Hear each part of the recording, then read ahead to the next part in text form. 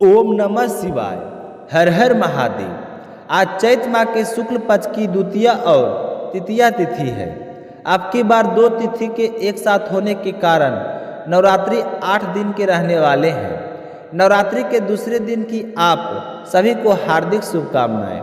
नवरात्रि का दूसरा दिन माँ दुर्गा नवशक्ति ब्रह्मचारिणी स्वरूप को समर्पित है। यह ब्रह्मा का अर्थ तपस्या से है और माँ दुर्गा का यह स्वरूप भक्तों को सिद्धों को अनंत फल देने वाला है। इनकी उपासना करने से तप, त्याग, वैराग्य, सदाचार और संयम की वृद्धि होती है। ब्रह्मचारिणी का अर्थ है तप की चारिणी, यानी कि तप का आचरण करने वाली देवी का यह रूप पूर्ण ज्योतिर्मय और अत्यंत भय है। इस देवी के दाएं हाथ में जप की माला और बाएं हाथ में कमंडल धारण किए हैं।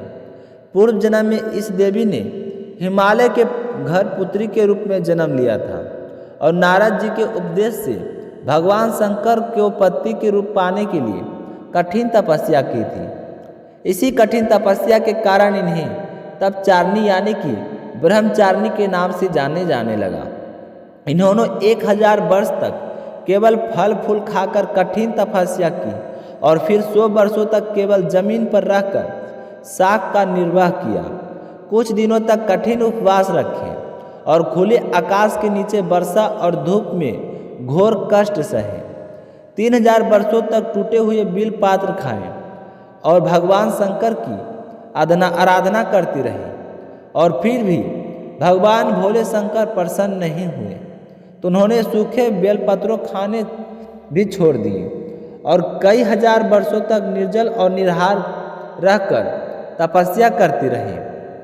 पत्तों को खाना छोड़ देने के कारण इनका एक नाम आपराना पड़ा। इतनी कठिन तपस्या के कारण इनका शरीर एकदम से क्षण हो गया था।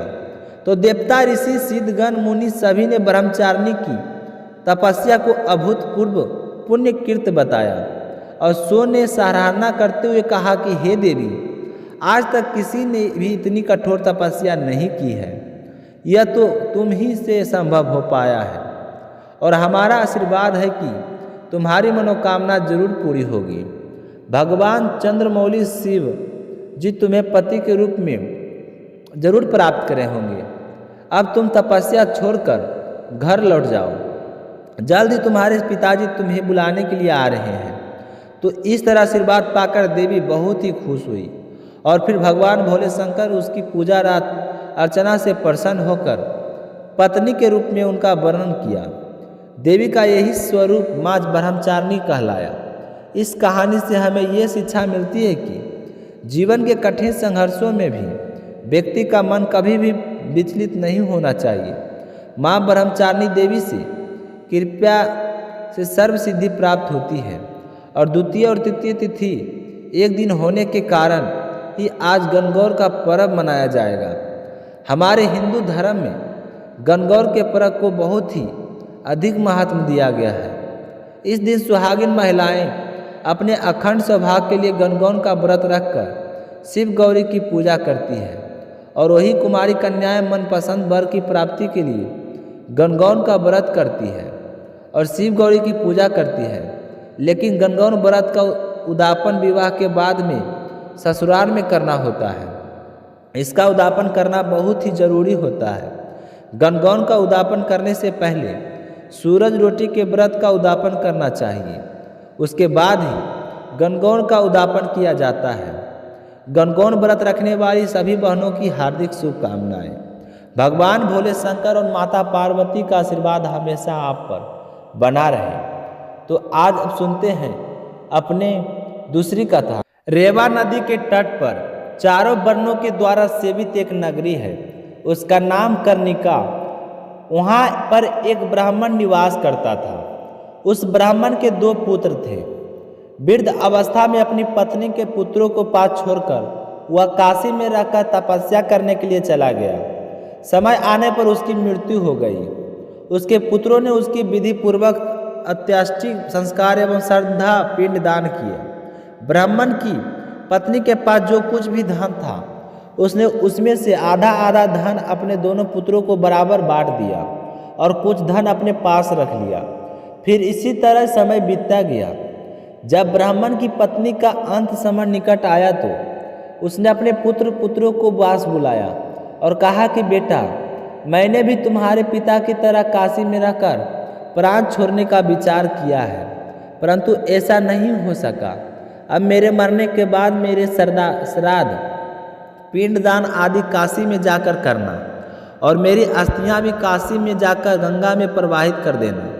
यह सुनकर उसके एक बेटे ने, जिसका नाम सुबाद था, उसने कहा कि माता, जैसा आपने कहा है वैसा ही होगा। तो अपने बेटे की बात सुनकर उसकी माँ को बड़ी ही राहत महसूस हुई और उसने शिव जी का अंतर ध्यान करते हुए अपने प्राण त्याग दिए और प्राण त्याग कर वह शिवलोक को प्राप्त हो गई। तब अपनी माँ को इस तरह मृत्यु को प्राप्त हुआ देखकर उसके दोनों पुत्र शोकाकुल होकर जोर जोर से रोने लगे। उनके रोने की आवाज़ सुनकर सभी कुटुंबी व पड़ोसी वहाँ पर एकत्रित हो गए। पुत्रों ने अपने माता का अंतिम संस्कार किया तथा एक पुत्र सुबाद ने माता की इच्छा अनुसार उसके अस्थियां काशी ले जाकर गंगा नदी में प्रवाहित की तथा वहाँ पिंडदान व श्रद्धा आदि किया। बाद में सुबाद ने 20 योजन मार्ग तय किया और जैसे ही शुरुआत होने वाला था तो ब्राह्मण के घर जाकर उन्हें आवाज़ लगाई। तो ब्राह्मण बाहर आया और पूछा कि तुम कौन हो और आवाज़ें क्यों लगा रहे हो? तो सुबाद ने कहा कि मैं राहगीर हूँ, काशी से आया हूँ। आते आते सूर्यास्त हो गया है। मुझे आपके घर एक रात का रातवास चाहिए। मैं सुबह होते ही चला जाऊँगा। तो ब्राह्मण ने कहा कि ठीक है। तो इस तरह सुबाद ने ब्राह्मण के घर रात्रि भर विश्राम किया। प्रातः उठकर संध्या वंदन तथा पूजा की। रास्ते की थकान न उतरने के कारण वह अपने अनुचर के साथ उस दिन भी वहीं पर रुक गया। रात्रि आने पर एक अद्भुत घटना घटी कि उस घर का स्वामी ब्राह्मण उस दिन को कहीं बाहर जाने के लिए तैयार हुआ। तभी उसे याद आया कि मैंने गाय का दूध नहीं निकाला। तो उसने अपनी पत्नी को आवाज़ लगाई और कहा कि बाल्टी लेकर आओ और बछड़े को छोड़ दो, गाय का दूध निकाल देता हूँ। तो अपने पति की बात सुनकर उसकी पत्नी बाल्टी लेकर आई और बाल्टी अपने पति को पकड़ाकर बछड़ा खोलकर गाय के पास ले आई और जल्दी से बछड़े को वापस बांध दिया। यही सोचकर वहीं बछड़ा अधिक दूध ना पी जाए तो जबरदस्ती बछड़े के गाय के थनों से हटा दिया। इससे बछड़ा खूब उछल उछल कर कूदने लगा। ब्राह्मण से अधिक रोकने का प्रयत्न करने के बाद भी उसके पाँव में ठोकर लग गई। यह देखकर ब्राह्मण को बहुत ही गुस्सा आया और उसने बछड़े को खूब मारा और गाय का दूध निकालकर अपने काम के लिए बाहर चला गया। अब गाय अपने बछड़े के लिए बहुत ही रोती थी। वह जोर जोर से रोती थी।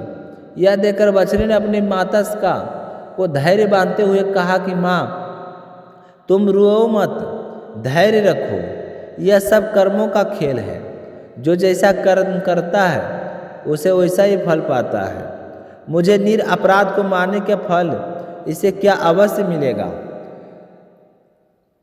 तो बछड़े की बात सुनकर गाय शोकाकुल होकर कहने लगी कि मैं बहुत ही अभागन हूँ। मुझे तो तभी शांति मिलेगी जब मैं इस ब्राह्मण से बदला ले लूँगा। मेरी तरह यह भी दुख भोगेगा। तो बछड़ा कहने लगा कि माँ, हम अपने पूर्व जन्म के पापों का फल भोग रहे हैं, जो पशु बनकर यहाँ नाना प्रकार के कष्ट कर पा रहे हैं। अब यदि इस जन्म में ब्राह्मण को मारोगे तो पाप लगेगा। यह ब्रह्म हत्या तो महापापों से आती है।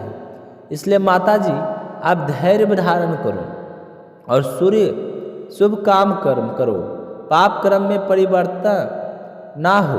तो मुझे बछड़े की बात सुनकर गाय कहने लगी कि हे पुत्र, मुझे तुम ज्ञान की बातें समझा रहे हो, तुम्हारा कहा हुआ सत्य है, परंतु गाय को सताने का फल भी ब्राह्मण को अवश्य मिलना चाहिए। मैं प्रातः काल होते ही इसका नाश कर दूंगी। और रही बात हत्या की, तो उस पाप को मैं दूर करने का उपाय जानती हूँ। मैं वहाँ जाकर ब्रह्म हत्या का पाप का निवारण कर लूँगी। तो अपनी माँ की बात सुनकर बछड़ा शांत हो गया। इधर ब्राह्मण जो अपनी माता की अस्थियाँ काशी ले जाने के वाला था, वह गाय और बछड़े की बातचीत सुन रहा था। उसने सोचा कि मैं प्रातः काल देखूंगा कि गाय किस प्रकार ब्राह्मण से बदला लेती है, तो इस प्रकार स्वर्ग या नरक लोक में जाकर ब्रह्म हत्या के पाप को दूर करती है। तो सुबह से शाम हुई। शाम से सुबह हुई। घर के स्वामी ने अपने पुत्र से कहा कि बेटा, मुझे एक जरूरी काम से बाहर जाना है, इसलिए तुम गाय का दूध निकाल लेना। इस प्रकार कहकर ब्राह्मण तो घर के बाहर चला गया और ब्राह्मण के पुत्र ने खूंटे से बछड़े को खोल दिया और गाय को दूध निकालने की तैयारी करने लगा। तभी उसकी माँ वहाँ पहुँच गई और रात्रि की तरह ब्राह्मण का पुत्र भी बछड़े की पिटाई करने लगा। तो यह देखकर गाय को गुस्सा आ गया। उसने अपने दोनों सिंहों को ब्राह्मण के बेटे के बगल में से बार किया, जिससे वह बेहोश हो गया, पृथ्वी पर गिर पड़ा।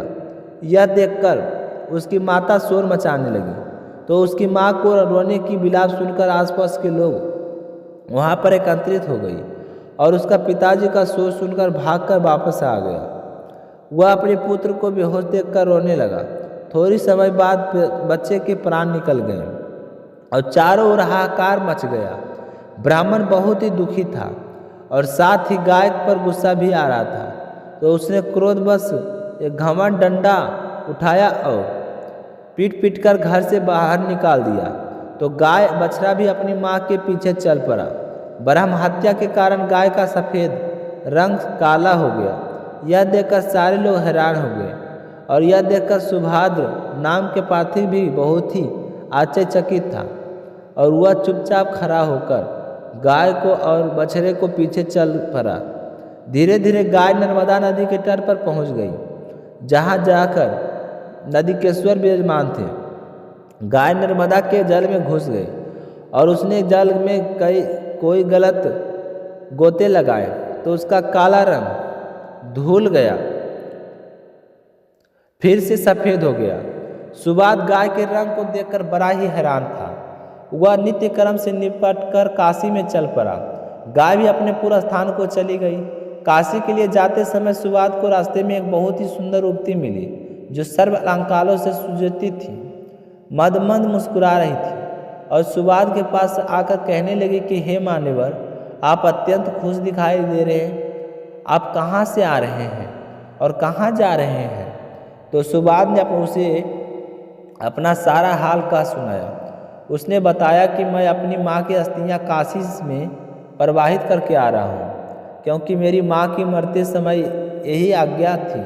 तभी अचानक से एक आश्चर्यजनक घटना घटी। उसने देखा कि उसकी माँ दिव्य शरीर धारण करके उससे कह रही है कि तुम धन्य है जो तुमने मुझे रुगति प्रदान करने से सहायता प्रदान की है।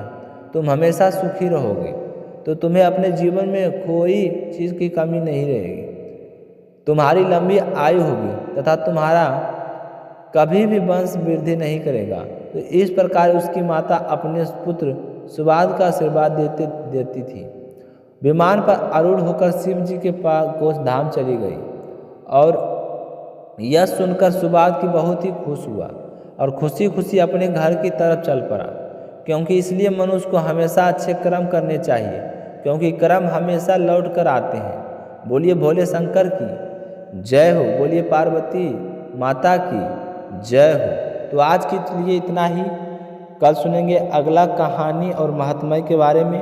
तो आप सभी श्रोताओं से सुनकर के वीडियो कैसी लगती है कमेंट करके ज़रूर बताइएगा। साथ ही अगर अभी तक आपने चैनल को सब्सक्राइब नहीं किए हैं तो चैनल को ज़रूर सब्सक्राइब कीजिएगा। मिलते हैं अगले वीडियो में, तब तक अपना ख्याल रखिएगा। जय श्री कृष्णा, राधे राधे।